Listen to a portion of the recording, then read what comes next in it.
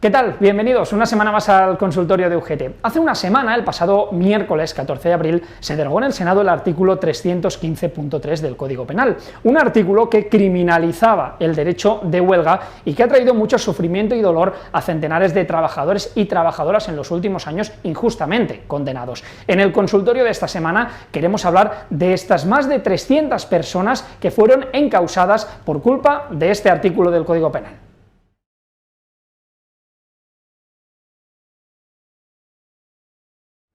Pues entremos en materia, en lo que ha supuesto, en lo que ha significado este 315.3 del Código Penal en la vida de muchas personas en nuestro país, de muchos trabajadores y trabajadoras. Y lo hacemos con una de las personas que estuvo en el día a día en los juicios que se llevaron a celebrar por algunos trabajadores y trabajadoras en la huelga, en los delitos que se les imputaban por los piquetes, por la huelga. Es Manolo de la Rocha, es abogado de UGT. ¿Qué tal, Manolo? ¿Cómo estás? Muy bien, buenos días. Hace 9 años ya de la huelga general del año 2012, ha pasado muchas cosas, ha pasado el tiempo, la semana pasada por fin vimos esa derogación. ¿Podemos decir que a día de hoy ya se ha terminado?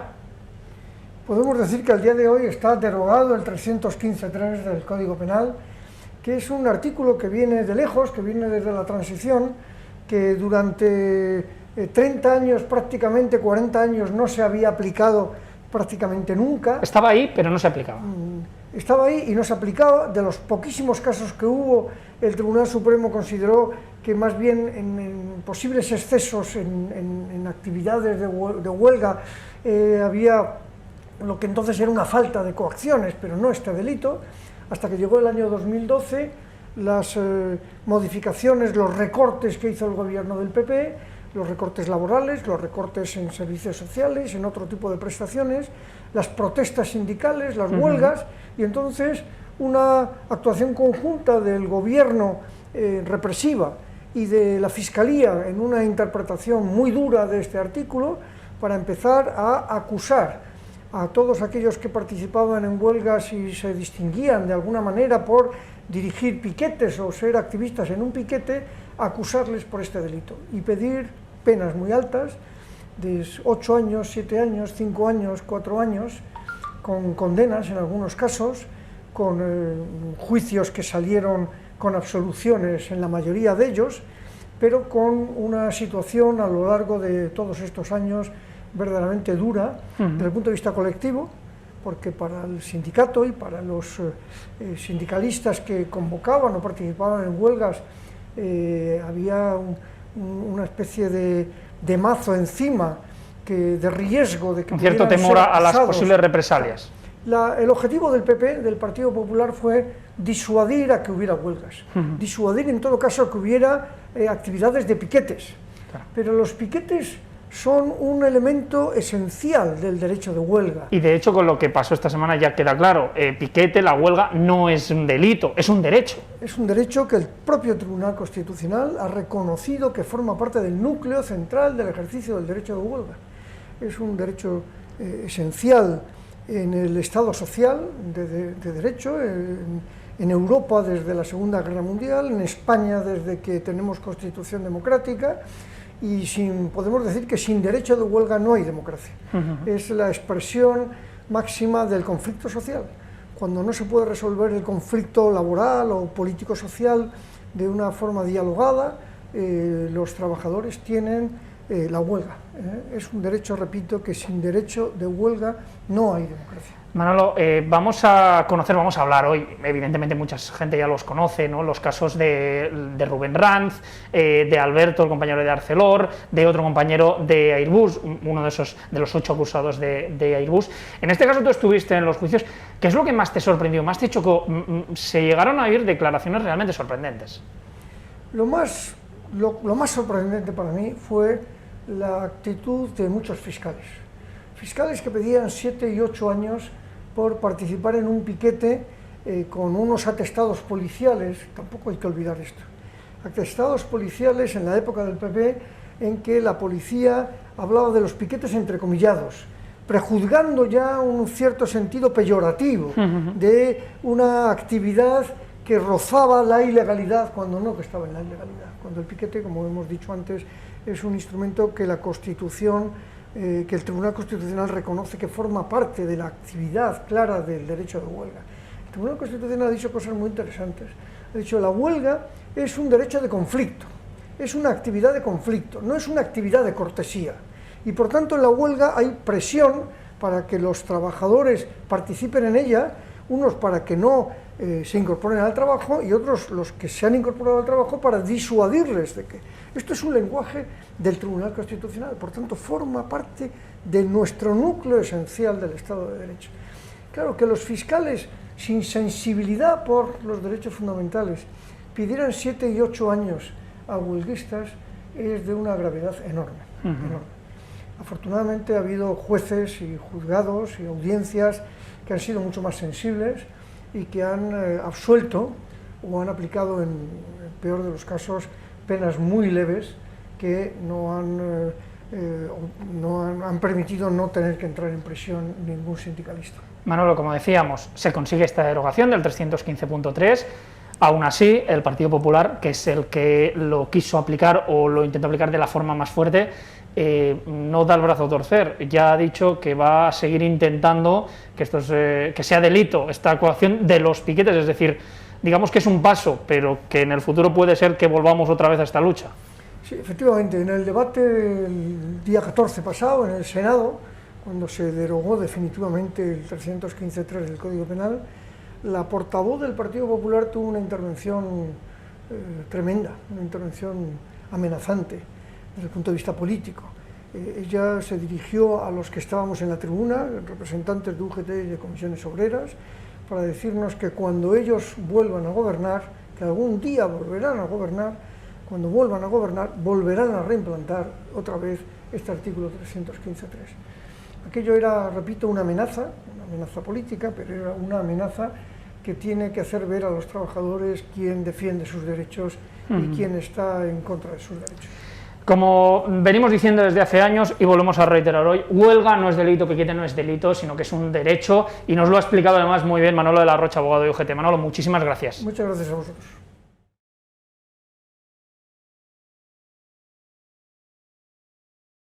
Evidentemente, este artículo, el 315.3 del Código Penal, que, como os decíamos, criminalizaba la huelga, criminalizaba los piquetes, ha hecho, lo podríamos decir alto y claro, mucho daño en los últimos años. Hay personas que han sufrido, que lo han pasado mal, que han tenido que ir incluso a juicio por estas denuncias provocadas a raíz de este artículo. Una de estas personas es Rubén Ranz, él y el compañero Nogales, conocidos como los dos de la lealtad.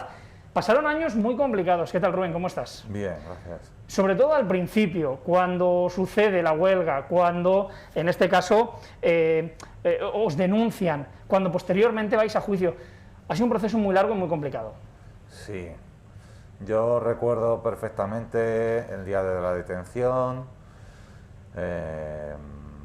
cómo nos detuvieron, el momento de la carga policial, que fue a nuestras espaldas, cómo agredieron a nuestros compañeros, porque no solo nos agredieron a Nogales y a mí, sino a otros muchos compañeros que recibieron durísimos golpes por parte de la policía, las lesiones que recibimos nosotros, cómo pasamos la noche en el calabozo, el día en Plaza Castilla,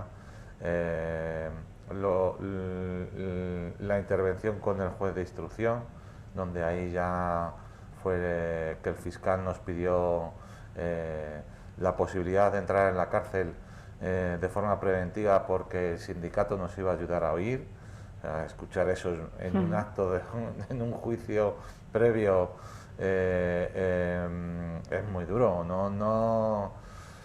Luego también el recibimiento de la gente cuando salimos. Yo no quiero olvidar que a mí me detuvieron y mi mujer también estaba en el piquete, o sea que no se sufre muchísimo, tus compañeros te están viendo. Esa situación es muy compleja, muy difícil. Y luego, pues bueno, vas asumiendo, después la fiscalía con el escrito, que al principio nos pedía 4 años y cuando ya lo ponen por escrito nos piden 7 años. Ese momento fue muy complicado. No solo eso, sino también es pasar el día a día, pasar las noches, estar pensando con ese miedo de que tienes familia, tienes hijos, no sabes cuánto tiempo, si al final vas a entrar o no en prisión. Se hicieron varias manifestaciones, creo que me equivocaría a lo mejor, pero el juicio fue, creo que a los 5 años, fueron 5 años de estar continuamente pensando en qué sucedería y sobre todo lo que tú decías. Y en los últimos juicios, digamos, cuando ya se más o menos resuelve todo, las cosas que se dijeron en el juicio, ¿no? Sí,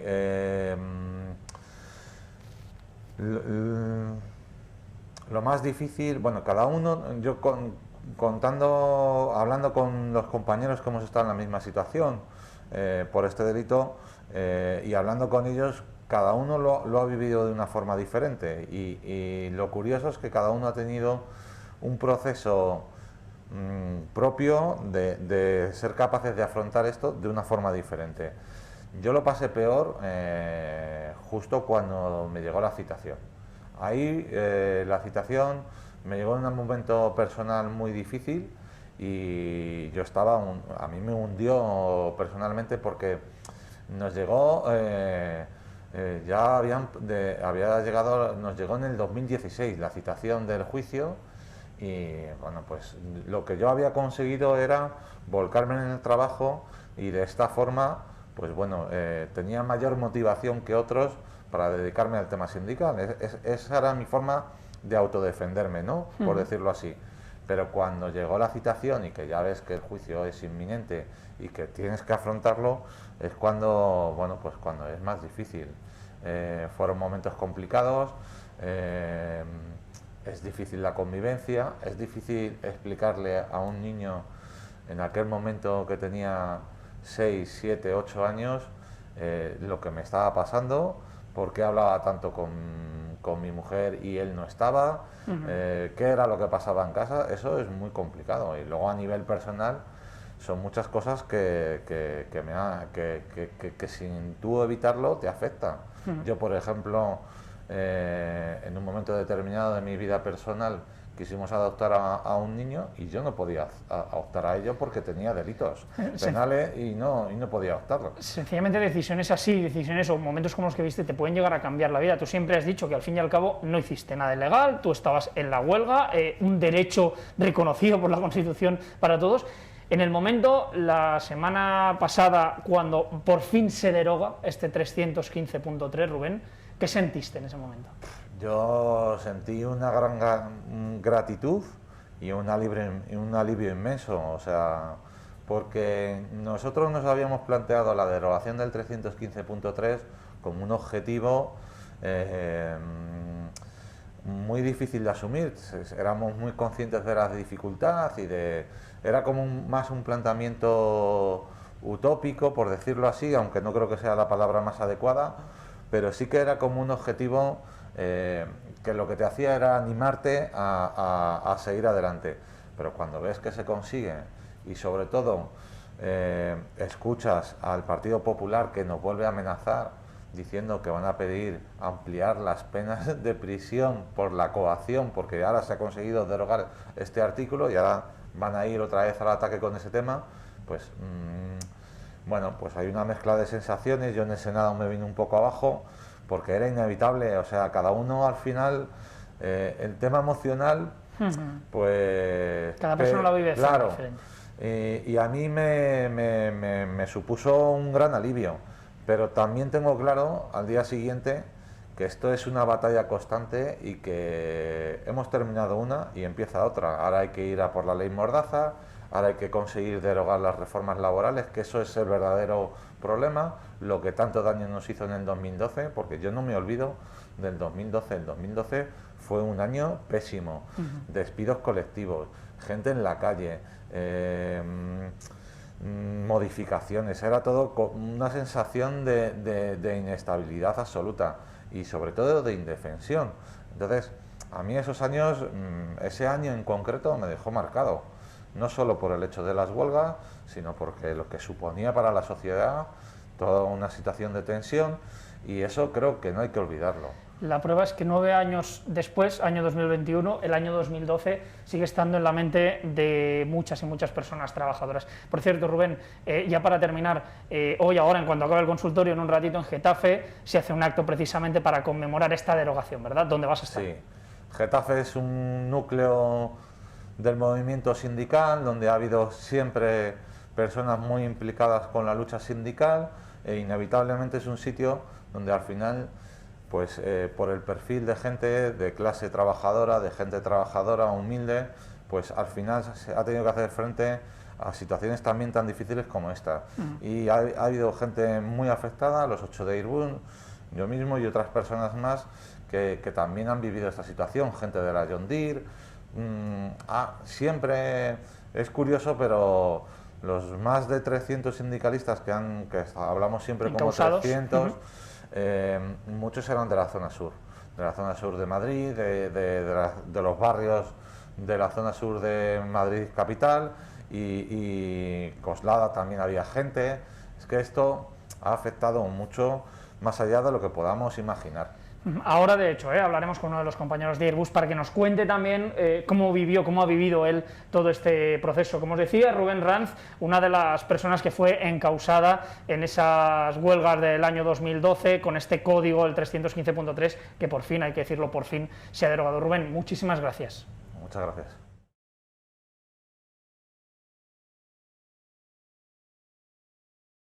Hablamos ahora con Raúl Fernández. Raúl es uno de los 8 encausados de Airbus, una de las 8 personas que también tuvo que sufrir este 315.3 del Código Penal. Raúl, ¿cómo estás? Hola, muy buenos días. Pues bien, ahora ya bien, desde hace ya un tiempo bien. En este caso tú también fuiste, como decíamos, ¿no?, uno de los encausados por perder a esos piquetes, este nombre de UGT. Fueron años muy complicados, ¿verdad, Raúl? Sí, fue muy difícil porque fue una situación muy complicada y muy mala a nivel personal, a nivel familiar y a nivel laboral también. A nivel personal, sobre todo porque no entendías lo que estaba pasando, no le encontrabas explicación alguna y eso es lo peor que te puede pasar en un proceso de este tipo. A nivel familiar, pues porque la familia pues, es muy difícil de entender para ellos, pues lo mismo, es una situación de esas características, ¿sabes? Y sobre todo la impotencia, ¿no? La impotencia que tenías de ver cómo por defender tus derechos y los de tus compañeras y compañeras, pues estabas envuelto en una trama, porque para mí no tiene otro nombre sino una trama judicial de ese calado, porque veías que la impotencia, ¿no?, y la desnudez que tenemos las personas normales y corrientes, y en este caso los defensores de los trabajadores y trabajadoras, ante la justicia o ante el entramado judicial, que hay parte de ese entramado judicial que no le duele en prenda en manipular las pruebas y las situaciones que hagan falta con tal de conseguir un objetivo. Podríamos decir que tu caso, Raúl, fue uno más de estos casos sorprendentes donde en los juicios, donde la justicia se llegaron a hacer cosas, como tú decías, realmente trampas. Claro, a nivel laboral, tú eres trabajador de Airbus, han sido años, ¿no?, de esa incertidumbre en todos los sentidos. Cuando finalmente pasa, y sobre todo la semana pasada, el 14 de abril, cuando finalmente ya se deroga este 315.3, ¿qué sentiste? Pues sentí una alegría muy grande y un alivio muy grande a nivel personal, lo mismo por la batalla que estuvimos librando durante tanto tiempo, y luego a nivel como sindicalista, digamos, pues el saber que ya por lo menos hoy por hoy no vamos a tener problema ningún representante de los trabajadores y ningún trabajador ni trabajadora en defender sus derechos, que es muy fuerte, es decir, que te podías enfrentar a una situación de este tipo simplemente por defender tus derechos laborales. Y en este caso, Raúl, perdóname que insiste en tu caso, mucha gente puede pensar, pues cuando me he visto en esto, cuando me estoy viendo ante la justicia, cuando estoy viendo que por defender los derechos de los trabajadores y trabajadoras me pasa todo esto, pues alguien podría pensar, oye, mira, yo me aparto, lo dejo, lo hagan otros para no verme yo involucrado en todo esto. Déjame reiterar, tu caso no ha sido así, sino al contrario, tú sigues realmente muy unido a todo este derecho de los trabajadores y trabajadoras. Sí, sí, sí, es cierto. Ahora, ante una situación de ese tipo tienes dos opciones. O bien lo que tú dices, el frustrarte y retirarte, digamos, por el miedo, por la frustración y demás, o decir, no, mira, la rabia y la impotencia te lleva a seguir peleando para que esto no vuelva a pasar. Entonces, yo en un principio opté por eso, en primer lugar, por seguir defendiendo todo lo que pudiese la derogación de este artículo en concreto para que no volviera a pasar, porque es una herramienta fundamental que tenemos.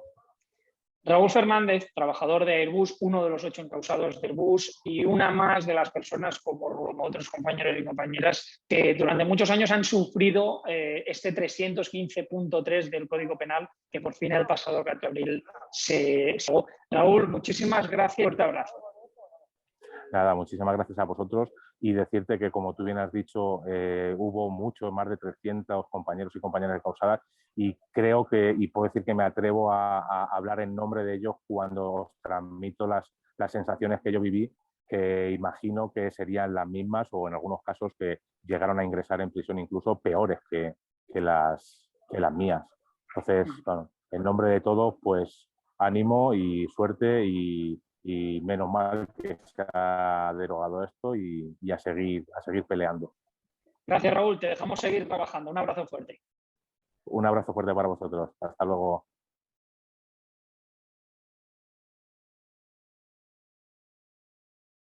Nos vamos ahora hasta Euskadi. Allí tenemos al compañero Alberto Villalta. Alberto, ¿qué tal? ¿Cómo estás? Muy buenas tardes. Aquí Alberto, estamos trabajando un poco. Alberto, en ¿Me este oyes caso, bien, no? te oigo perfectamente, Alberto. Decía que en este caso tú fuiste uno de los encausados, de los 5 encausados de Arcelor, a causa también de los piquetes. Y en vuestro caso se dieron varias curiosidades. Una de ellas es que vosotros llegasteis a juicio e incluso fuisteis condenados también. Sí, nosotros casi fuimos de los primeros juicios que se celebraron a cuenta del 315, ¿no? Y donde el Partido Popular, pues toda su influencia dentro de la judicatura, incluso, pues llegó a ser muy fuerte y fuimos de los primeros, porque nuestro problema parte de la huelga general que hubo en el 2012 a cuenta de la reforma laboral y fue en la empresa en la que estamos, en ArcelorMittal, en la planta de Gijón, donde fuimos, después de esa huelga, pues fuimos acusados por un elemento, voy a llamarlo así, de haber cometido algún delito contra el trabajo, ¿no? Como decía el artículo 315, ¿no? El impedir que los trabajadores pudieran acceder al puesto de trabajo. Cuando estábamos en un piquete informativo y en esa huelga y no tuvimos ningún otro incidente, pero y con más INRI todavía, si me permites, que el acusador o el que nos acusó en este caso, pues era miembro del comité de empresa de un sindicato de cuadros de la propia empresa, ¿no? O sea que, como ves, es significativo, ¿no? Cómo permite este artículo incluso utilizarlo de forma sindical o haciendo política dentro de las organizaciones sindicales que son contrarias un poco a las mayorías, ¿no? En este caso, Alberto, en el consultorio de esta semana, no solo hemos intentado explicar, en este caso con Manuel Arrocha, cómo fueron todos los procesos judiciales, sino también un poco más conocer cómo lo vivisteis, ¿no? Al fin y al cabo, las personas que fuisteis encausadas. En tu caso, cuando se te condena, cuando se va al juicio, cuando sale la sentencia, ¿cómo fue todo aquello? Imagino que duro, nos comentaban los compañeros anteriormente, tanto a nivel laboral como a nivel familiar, evidentemente.